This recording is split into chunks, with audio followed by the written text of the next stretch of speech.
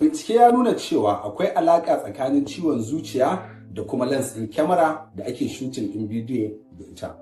Daga lokacin da aka zo ana shooting ɗin film, a wannan lokacin akwai radiations da suke fita daga cikin lens ɗin kyamara suna tafiya zuciya direct, wanda waɗannan abubuwan sukan haddasa wa zuciya ta samu rauni, abinda ake kira da weak heart muscles.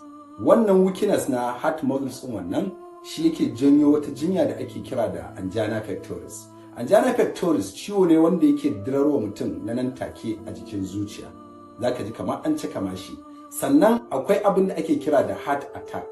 Sakamakon waɗancan radiations da suke shiga cikin zuciya, idan muscles na jikin wannan zuciya suka zama weak, to shine mutum zai iya faduwa ya yi mutuwar nan take lokaci ɗaya. Shawara anan ga ma'abota harka da kyamarori, su dage suke motsa jiki kuma suna amfani da abinci mai kyau mai gina jiki, wanda wannan shi zai taimaka wannan tsokokin na jikin zuciya su zama abin da ake kira very active, wanda koda waɗancan radiation ɗin sun shiga ba za su iya nakasa su ba.